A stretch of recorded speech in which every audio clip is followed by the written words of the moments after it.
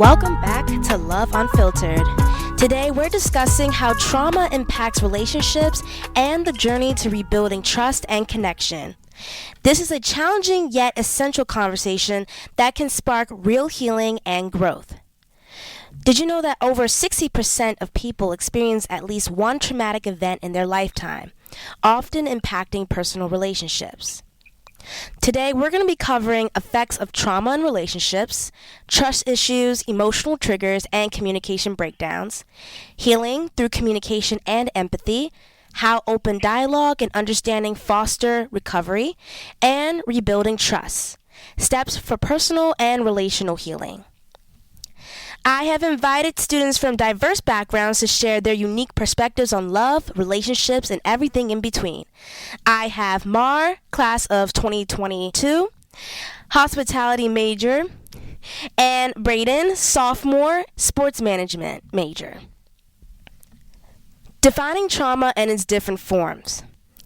Trauma is a distressing experience that can deeply affect emotional well-being and relationships. It comes in various forms. Emotional trauma, caused by betrayal, neglect, or abuse, impacting self-worth and emotional stability. Physical trauma results from violence, accidents, or physical abuse, often leading to long-term psychological distress. Sexual trauma includes assault, harassment, or unwanted sexual experiences affecting intimacy and trust. And cumulative trauma, the buildup of repeated distressing events over time, making healing more complex. Effects of trauma on relationships. Trauma influences how individuals connect with others, especially in close relationships. Emotional responses. Heightened sensitivity or emotional withdrawal, making self-expression and regulation difficult. Trust issues. Fear of betrayal or past hurt can lead to insecurity and difficulty relying on a partner. And finally, attachment styles. Trauma may result in anxious attachment, fear of abandonment, or avoidant attachment, emotional distancing, creating relational struggles. Recognizing these patterns is the first step toward healing and building healthier connections. Now, in your experience, guys, how do different forms of trauma like emotional, physical, or sexual trauma manifest uniquely in a person's emotional responses and relationships? And I'm asking you guys. I guess I'll let him go first. I'll say you go first. I beg you. I'm sorry. Can you repeat the question just one more time so I can get a good hold of it? So, in your experience, how do different forms of trauma, like emotional, physical, or sexual trauma, manifest uniquely in a person's emotional responses and relationships? Well, I'd say for emotional trauma, for example, like being cheated on or something like that, it would make a person a lot more conscious of who they're associating with in terms of relationships, like being very cautious about limits and boundaries when you're, say, in a talking stage, or if you're in a full-on relationship with somebody, you're more like keen and more aware of things that are going on within the relationship. Mm-hmm. Oh, okay. So I believe that the trauma can happen from like a past experience, and you've been through some hard situations with people you've been in relationships with, or like non-relationships. I mean, not romantically, but you have like a hard time trusting the next person that comes into your life because of the bad experiences that you had, and you just don't know if your instincts just kick it in. You don't know like if you can trust the person or not, but we all know that everybody goes through some like things like you don't even usually like go through. It just really like depends. You know what I'm saying? Mm-hmm. Yeah. Okay. Now, trauma can affect attachment styles in relationships. How have you seen this play out in real life situations? And what steps can someone take to start recognizing and healing these patterns? Well, first thing you could do is to observe like what's going on if you're not aware, and then maybe like ask some questions. And if you're in a relationship with that person, you could like go to like a couples therapy, and before that, maybe like work together as a team first. Hmm. Just like try. I was about to say, being in a relationship, it's all about teamwork and figuring out, having like a plan of attack for any given situation. And like you said, if whether it's couples therapy or whether just sitting down and just like talking it out and figuring out a plan of attack, or even better, a solution for these attachment issues, it can really go a long way in terms of fixing those attachment issues that are present. Hmm. Okay. Um, I know that I've had some attachment styles, and I've like shown them before. Um, I think fear of abandonment, or the anxious attachment, because um, probably from breakups and me being afraid that a person will leave me again, and kind of like always being on edge, kind of like expecting the worst out of situations or relationships. And also the emotional distancing, kind of, but not too much of that one. Um, I feel like, well, definitely in my second relationship, that was actually more apparent. Um, I think that I did a lot of like not coming to the person about how I felt, or if something happened, I would like not even talk to them about certain things, because they always kind of like complained when I did talk to them about, I don't know, something bad happened to me during the day, or if they did something that I didn't like that they did. I would like avoid talking to them about those things, because every time that I did, kind of like, I received backlash. So to avoid getting that negativity, I would just like even like avoid talking to them overall, and that definitely caused issues. So that's what I would say. Hmm. But now I'm trying to like fix that and not do that as much, because I know, in the next relationship it's not going to be the same thing. So, I have to remind myself that, I can start allowing myself to be more transparent and honest, and talk to my person about what's going on in my life, or if they like do something that upsets me, I know that I can confront them about those things without worry of getting backlash. Right. Hmm. Yeah. And the final question: trust issues are common after trauma. What advice do you have for individuals who struggle with trusting others, especially in intimate relationships? And how can they work through this barrier? Well, one of the things one advice I can give you is to like don't invest much. Just let things come to you like naturally. And one of the biggest philosophies I started following ever since I was in my late teens was don't let yourself get attached to anything you were not willing to walk out on in 30 seconds flat if you feel the heat around the corner. Which is from that movie that came out 30 years ago with Al Pacino and Robert De Niro, for example. So that's one thing. So whenever you're in a relationship with somebody or starting to be in a relationship with someone you don't really like know or like trust yet, because relationships are about like building trust.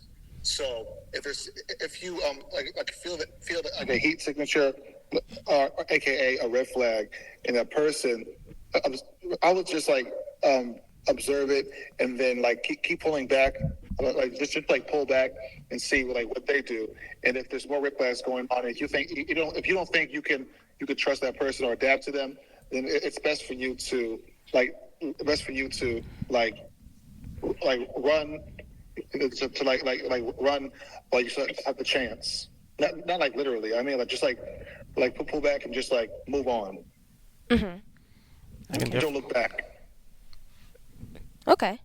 I can definitely attest to that. I can definitely agree with that. Like, you should be able to know after a while whether you can trust that person or not. And honestly, you can tell after like the first few interactions with the person whether you can trust them or not. And one thing that I was always told is trust somebody they show that you that until they show that you can't. If once you see that point where you can't trust that person, then that's your cue to just to get out of there. Mhm. Because the longer you stay in it, the worse it's gonna get. Not just for you, but on both ends as well. Mhm. Exactly. And what I would say for advice is I would advise going to a therapist cuz again, like that has been mentioned in previous episodes, therapy can help. It can help you identify certain issues or problems or any struggles that you're going through. And a therapist is an unbiased source for opinions and advice.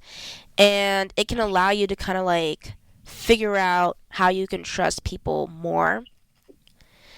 Um, and like Braden said, if a person has shown you time and time again that you can trust them, then that should be reassurance enough that you can trust that person.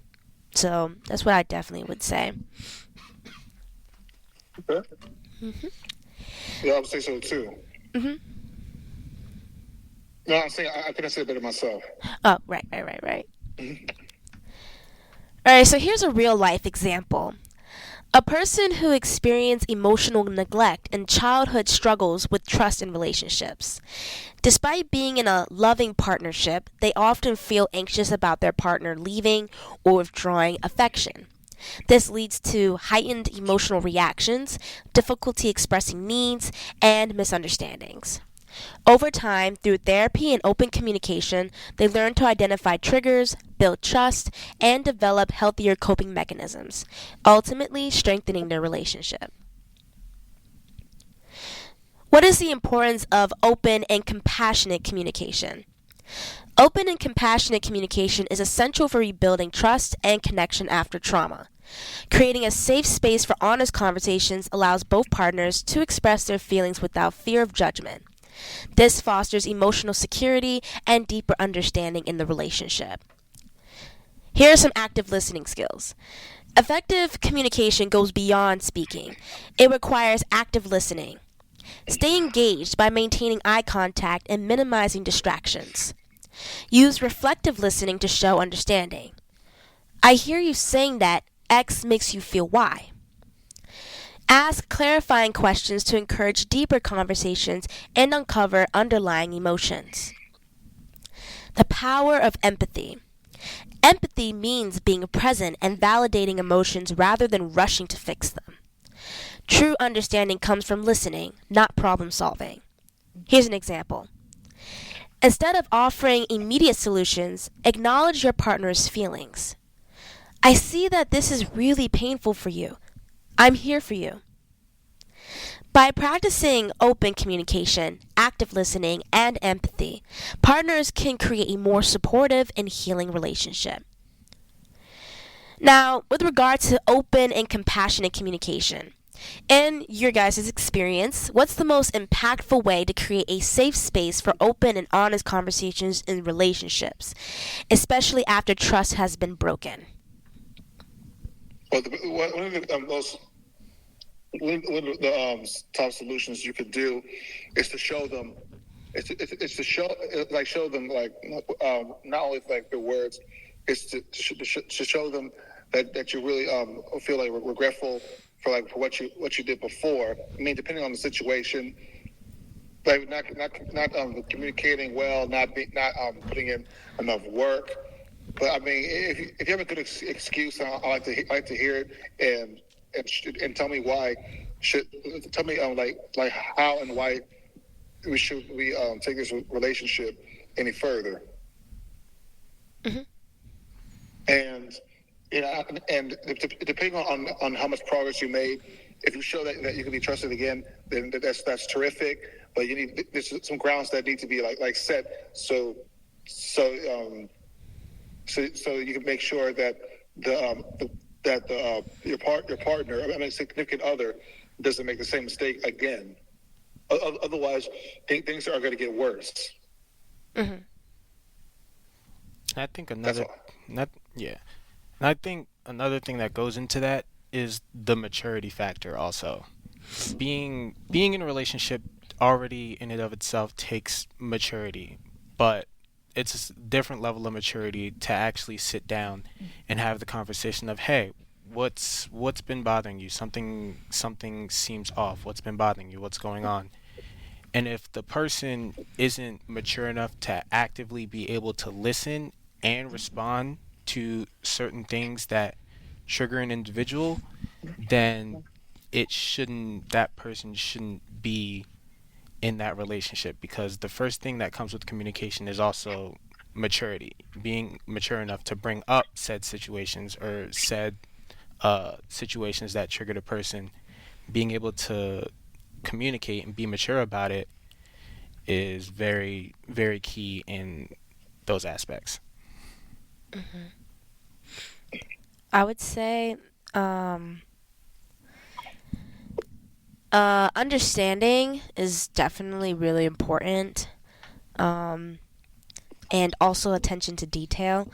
If you give a lot of attention to that person's demeanor or their facial expressions or just their vibe, and you're able to like pick up on that very quickly, that will and you like I guess like confront them about that, then that will like allow them to realize that you care and that you are also noticing those small details that a lot of people don't pick up on, but if you learn how to, then that shows them that you really care, and then you guys can have those open and compassionate conversations.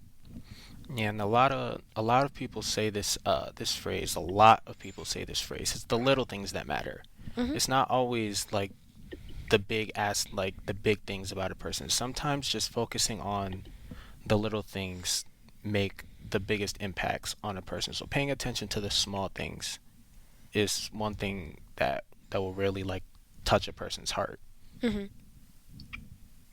Exactly. If you just rely on the biggest things, that means that you're not like building the relationship. You're just expecting like the idea of something or someone, and that's the most important thing you got to look out for in terms of like relationships. I agree. Honestly, I think that is really important. Is attention to detail. Hmm.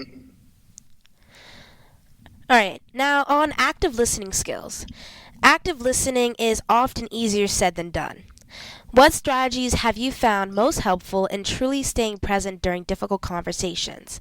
And how does that help with emotional healing? I'm sorry. Say it one more time. Active listening is often easier said than done. What strategies have you found most helpful in truly staying present during difficult conversations? And how does that help with emotional healing? Yeah, that's a really good question because oftentimes when people don't think that I'm like listening, I try to convince them that I am. There's times when I may zone out, but I'm trying to get myself back into it and make sure that I hear everything that they say because for someone with ADHD, it's kind of hard for me to like pay attention at times. If it's like a long if it's a long poem, then I may zone out, then get back into it. But not that I don't want to hear what you have to say. It's just it's like a lot for me, and you get to like take it step by step, so that way it can be easier for me to understand you. And whenever you're like I'm listening, just like repeat back to the person to what they just said, so you can prove to them that you are actively like listening and trying to do the things that they set boundaries to. Hmm. I agree. And to tag on to that, coming from a person that also has ADHD, it does get hard at times to like actively listen to like extended conversations.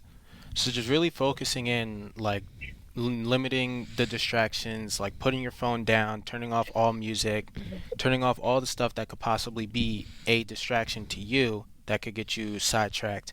Putting it all away, out of sight, out of mind, so that you can actively focus and listen to the person that you are having the conversation with. Hmm. Some strategies I found to be helpful, also coming from a person with ADHD, I found that limiting distractions is definitely key. Um, I had to learn how to get better at making eye contact. Because before, when I was younger, I would look down at the ground or the floor, or I would look all over the room. And so I had to learn how to look somebody in the eye. And I would also say about the distractions thing, putting away your phone, stopping all the music and everything like that, it's just a sign of respect. Honestly, when it comes to active listening, you need to respect that person by putting away everything and giving them your undivided attention. And also, most important is you're not listening to respond, but you're listening to understand and to process what they're actually saying. Um, I actually am still learning how to do that, not listening to respond, because I find it really hard to do, because for me, I will forget what I want, how I want to respond to their to what they're saying. So I kind of like, what they're saying goes in one ear and out the other, and then I just respond instead of actually listening to what they said, process it, understand it, and then later respond. Or maybe I just don't and I let them keep talking. That's taking time to do, takes discipline, but that little journey of mine is going quite well. So that's what I would say. Yeah, I can so relate to what you said in terms of like trying to like listen, sitting just like listening to respond. I mean, I kind of had that problem when I was younger. I kind of still do at times, not gonna lie, but I mean no disrespect to the people who are like talking, who are like clarifying what's going on. I only respond to communicate, because I'm trying to like communicate so we can adapt with one another, because many times like there's a lot of misunderstandings, and then I try to clarify what's going on what's what and why is why. Mhm. That's all. And sometimes having ADHD, sometimes just listening to the way they talk, sometimes they're speaking a little too fast. It doesn't hurt to just say, "Hey, could you slow down a little bit?" Because coming from a person who has ADHD, people who talk, like when you listen to a person that's talking really fast, it gets hard to process what is being said. So just a simple, "Hey, could you slow down a bit?" would make it so much easier for one to to actively process and listen to what the person's saying, and then you'd be able to formulate a response in what they were saying or asking about. For me, I kind of ask them to go a little bit more into what they said, because sometimes I don't understand. So I'll ask them to like give me more context, or just to explain it more in detail so I fully understand it. Because I don't want to go on not really understanding and then I just don't understand, because I do want to understand what you said. Right. So yeah. And on the topic of the power of empathy, when someone is sharing a painful experience, it's easy to want to offer solutions. What's the importance of simply being there to listen and validate their feelings instead? This is a good one. That's a good question. I've actually Yeah, that's a good question. yeah, I've actually gained a lot of experience with just listening to people and not saying anything. Um like if somebody comes to talk to me about what's going on in their lives or how they're feeling, I've learned to just sit and not say anything. Hmm. And then I will wait for them to either um tell me that they want me to give them advice or tips, or they just want to talk. And I've learned to identify that so that I don't like give unwanted advice. Right. And simply just being in their presence alone does a lot, because sometimes in some situations people won't want to sit there and listen to other people's problems. But when That's they true. find the one person or a handful of people that would be willing to sit and actively listen to what they've got going on in their lives is something that's really, it'll really, like I said before, it'll really touch a person's heart knowing that they actually have people that are willing to openly listen to the things that they have going on.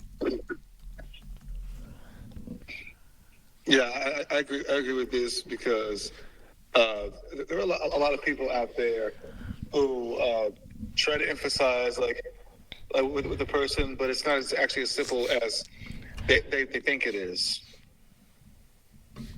Mhm. Yes.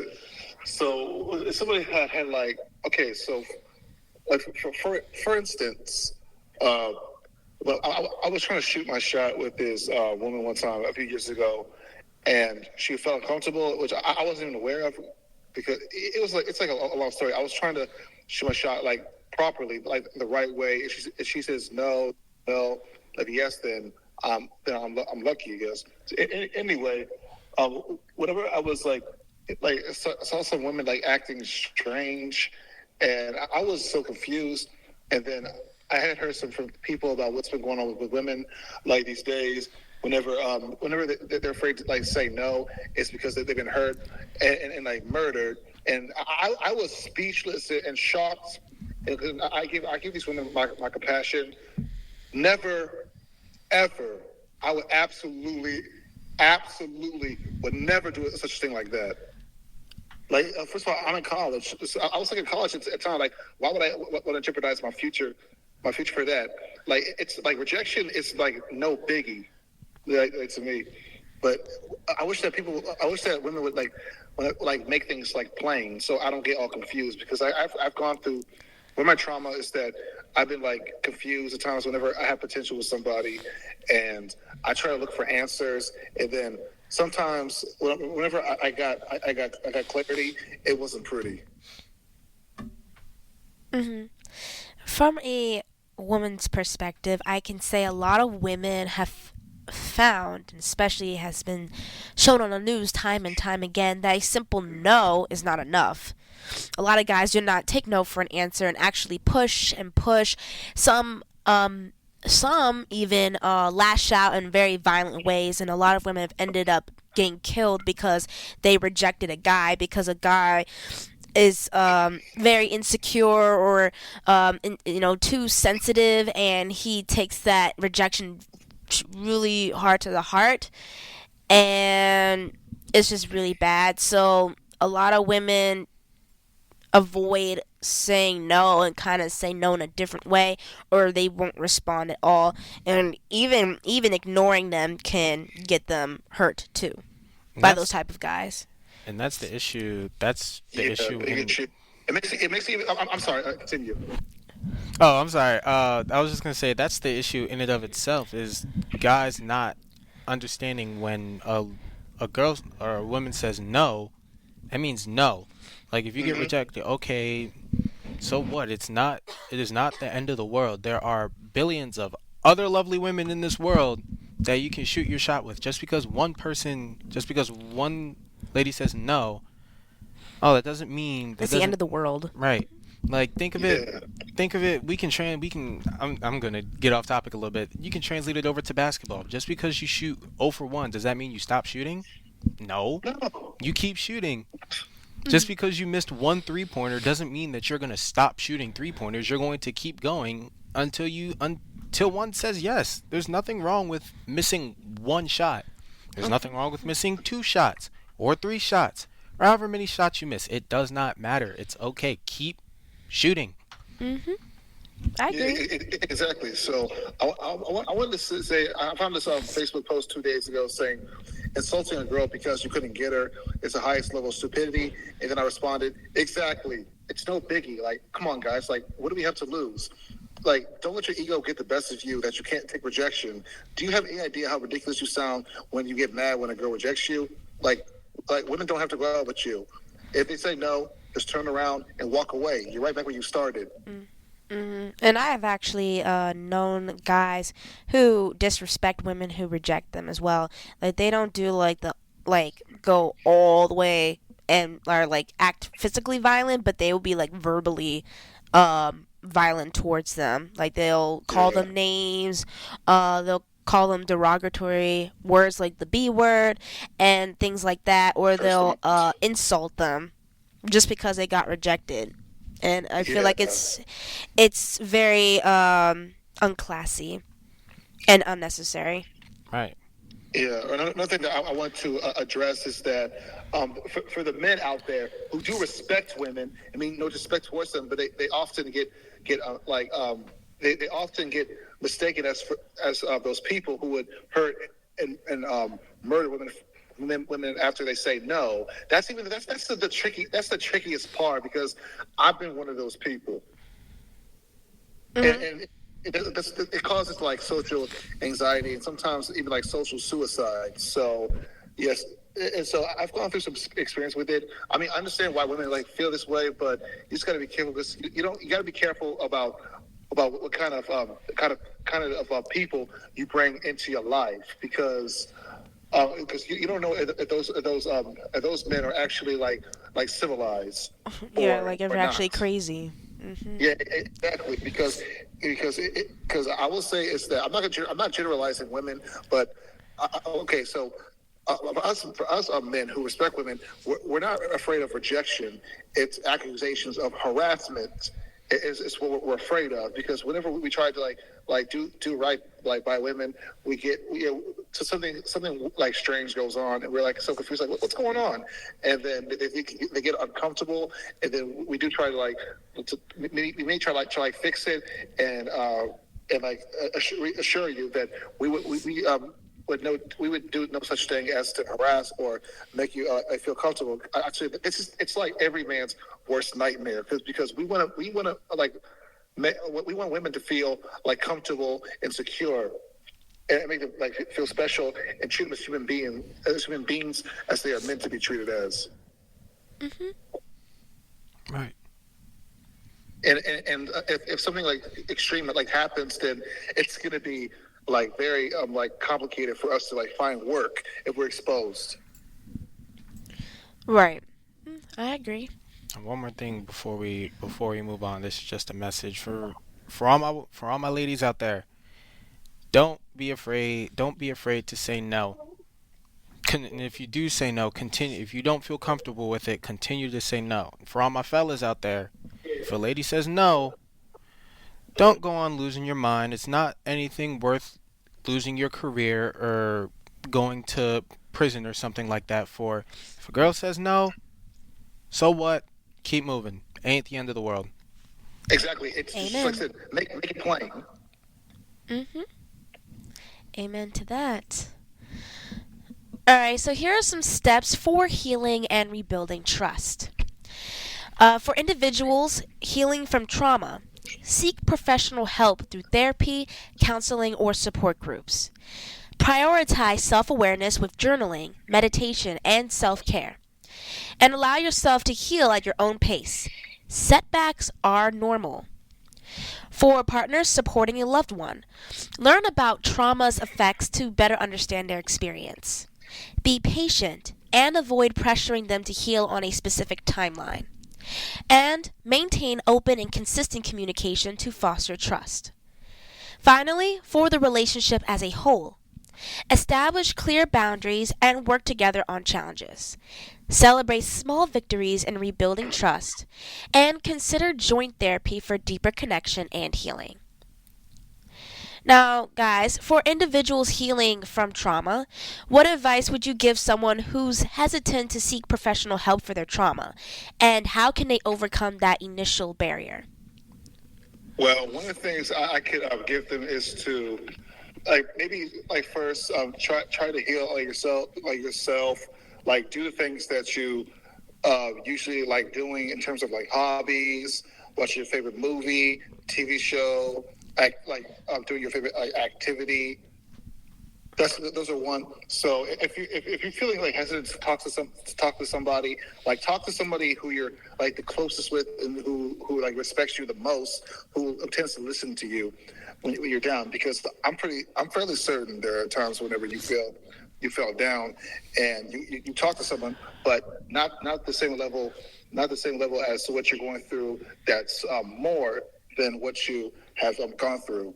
So if you finally like reconsider to to like not talk to somebody professional, then please do for your own sake, because like I've gone through like a lot of things when I was like younger, and I didn't have a therapist until I was 16 years old, and so I was finally able to like heal myself in like different ways. It's a mouthful to explain, but the bottom line is that I was able to get through whatever I was going through, and it's still like have some professional help. I would say do the research, and you can also, of course, give it a trial run and see if it's something that works for you. And if it doesn't, there are so many other ways that you can overcome trauma that's not therapy, like meditation and seeking new passions and hobbies, or just, I would say try to find things that you enjoy. So that's what I would say. Well, before I say anything, the first thing that should come to mind when it comes to healing and recovering from trauma, it doesn't have a time limit. There is no set time where you need to be fully healed or fully recovered by. Healing is a healing takes as long as a person needs to, whether it can be a couple weeks, couple months, couple years, it doesn't matter. It all takes time at the end of the day.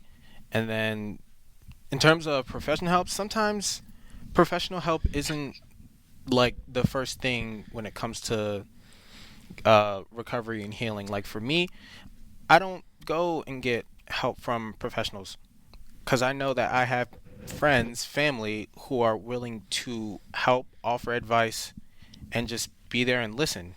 And then at the same time, I also know that I have different hobbies that I can do while I'm recovering to just, clear my mind, clear my head, and just be in your own world. Because sometimes that's what a person needs. You just need to get a little escape from reality and just be in your own world. Doesn't matter for how long. Self love is very important, guys. Absolutely. And self respect too. Hmm. Just know that everybody like is worthy of love. Hmm. It's like self love, self awareness, and self respect are like the big three when it comes to yourself. Yes. Being able to realize when something's wrong and then actively doing something about it, and then just actively just taking care of yourself, not sulking in anything, taking initiative and being able to go out, continue continue through life while still healing and just healing, honestly. Hmm. All right, so for partners supporting a loved one, what are some ways partners can stay patient and show support without unintentionally pressuring their loved ones to heal faster than they're ready for? One of the ways is that you can like stay consistent as to make sure that you are supporting your partner. Mhm. Oh, that's all. Well, it all goes back to what you said. What was like one of the first words you said? Patience. Like we said, healing does not have a timeline. You have to be willing to stick by that person while they're going through their healing process, making sure that you're there whenever they need something, and just letting them know, hey, I'm here. I'm gonna be here through your process, however long it takes. Patience, patience, And patience. commitment. Right. Patience and commitment. Like if you are truly committed to this relationship, you should have the patience. You should be willing to stick by that person through their healing process, no matter how long that healing process takes. Couldn't agree more. Same. And for the relationship as a whole, in your experience, what role do clear boundaries play in rebuilding trust? And how can couples balance the need for space with maintaining closeness during healing? Well, one of the things you could do is to leave them alone just like for a few minutes or maybe a little longer, and then just go back and see how he or she's doing. And if she needs some more alone time, then just respect that, and maybe do something nice for them, like a little later. So, like like put on a movie that the two of you can watch together, or um, make a special dinner, like go out, except for like a as a treat of something that your partner really loves. That for example.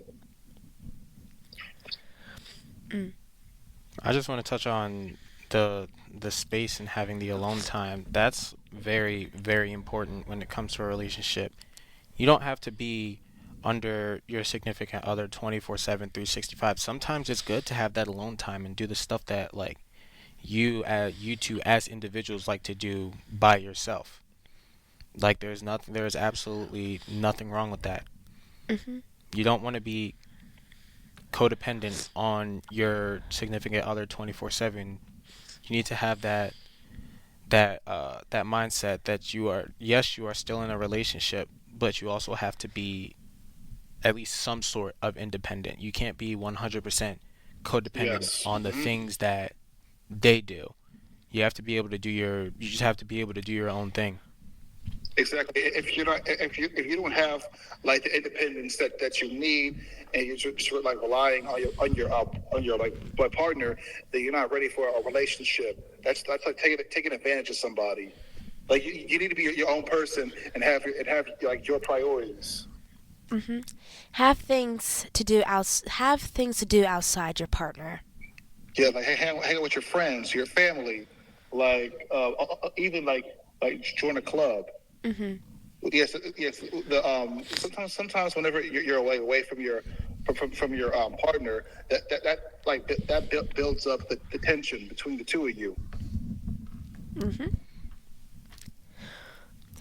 All right, so we got a Q&A time for my wonderful guests.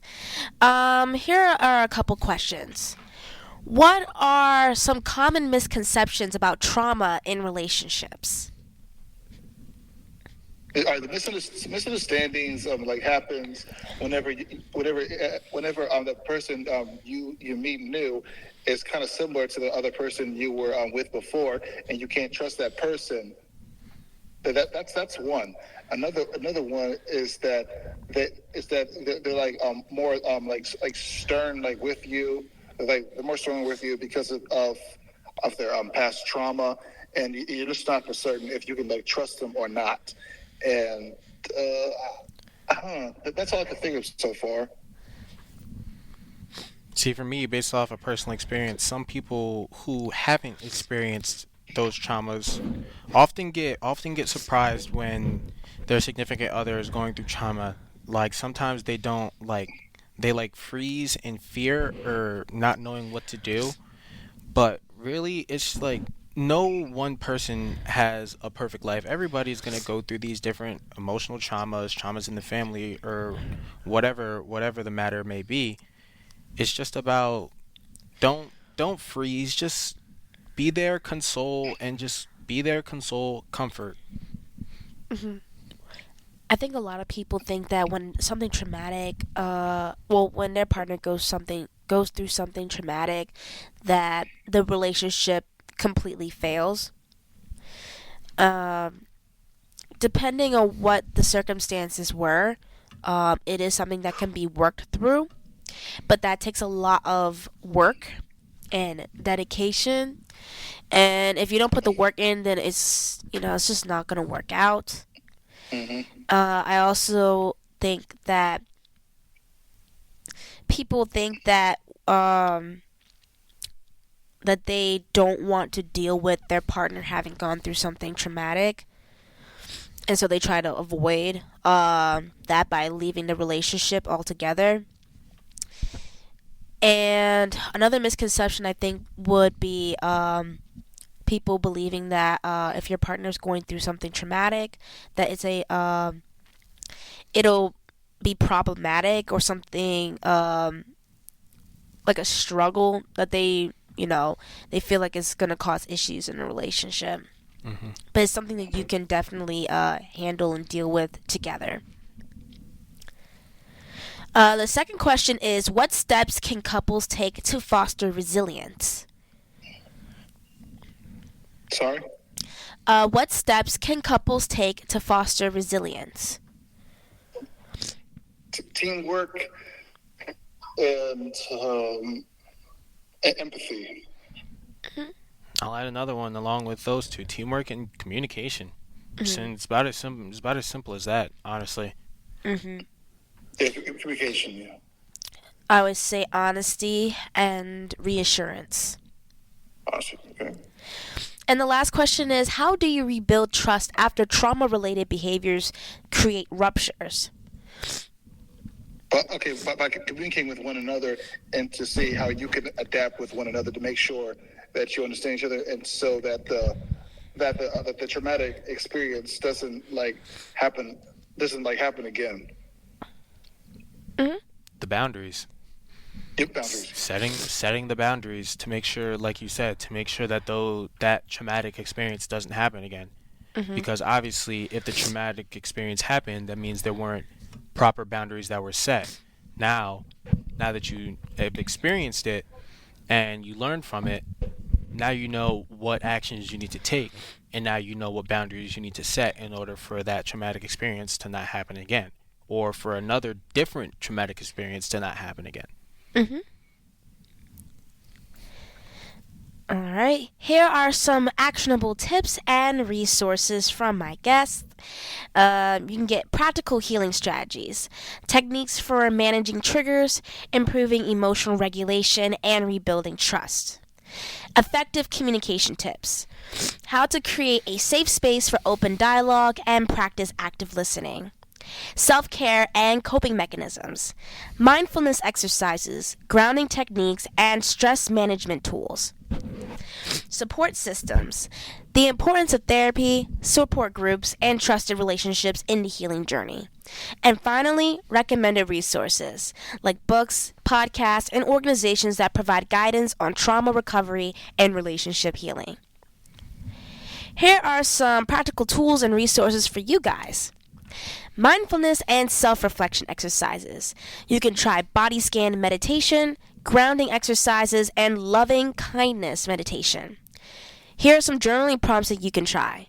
What does safety look like for me in relationships? How do past experiences shape my interactions? And what are small healing victories I've made recently? You can try these therapy and crisis resources like Psychology Today, BetterHelp, RAINN, Crisis Text Line, and the National Suicide Prevention Lifeline.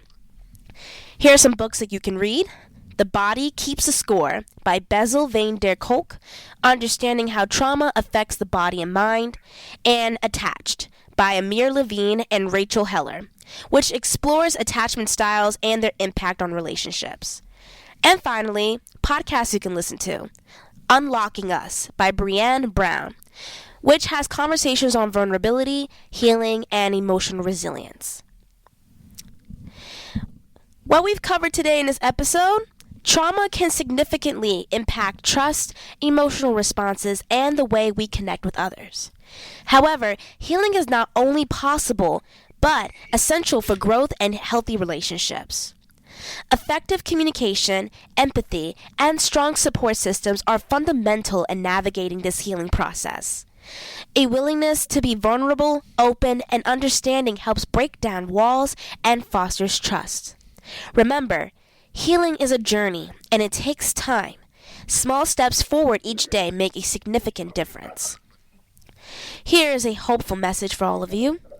No matter how deep the shadows of trauma, healing is possible with the right tools, support, and patience. So keep taking those steps, no matter how small. For our next episode, Strong and Silent, Redefining Men's Mental Health and Vulnerability. Next week, we dive deep into the often overlooked aspects of men's mental health, exploring the societal pressures, challenges, and the importance of vulnerability. You won't want to miss it. We'd love to hear from you. Send in your personal stories, questions, or thoughts about mental health and relationships for future episodes. Your voice is an important part of this conversation. If you enjoyed today's episode, don't forget to subscribe, leave a review, and share with your friends. Your support helps us reach more listeners and continue these crucial discussions. Here's to love, growth, and the courage to heal. No matter where you are on your journey, know that you're not alone. See you next week.